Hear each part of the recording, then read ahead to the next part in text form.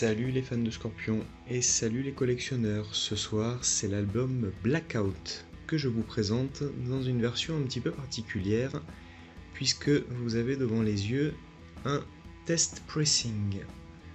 Alors, qu'est-ce que c'est un test pressing? Eh bien, tout simplement, ce sont les premiers vinyles qui sortent de l'usine de pressage qui ont pour but d'être testés, d'être essayés pour voir si le pressage est fait correctement avant de passer au pressage en masse destiné à la vente. Ces test pressings sont en général assez peu nombreux. Il y en a entre une dizaine et une cinquantaine en fonction des albums, en fonction des presses. Donc ici, je vous présente donc la pochette extérieure. C'est bien l'album Blackout de Scorpion.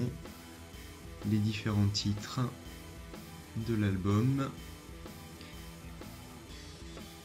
A noter que sur cette version du test pressing, sur Shana White, on a le solo spécifique de la version Amérique. Donc voilà pour la première face du test pressing, avec ici quelques informations sur le lieu d'enregistrement. On reconnaît ici la France, où une partie de l'album a été enregistrée du côté de la ville de Grasse. Au dos, voilà ce qu'on va trouver. Donc cette petite représentation avec un petit texte en anglais. Et donc une sortie de l'album qui est donnée pour le 8 mars 1982. Donc voilà pour l'extérieur. On passe maintenant au vinyle. Donc le vinyle qui va présenter ici l'indication donc test pressing sur les deux côtés. HRM, c'est en fait la localisation de l'usine de pressage.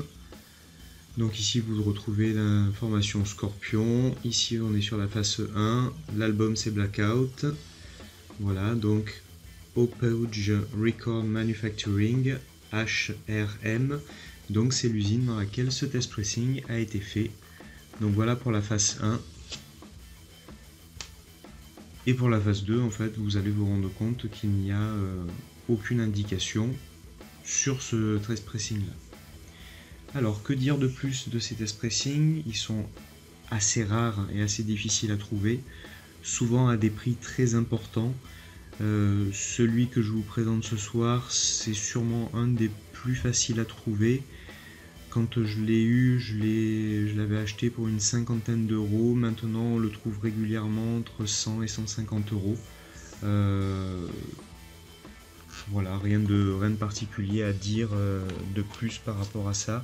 C'est assez rare.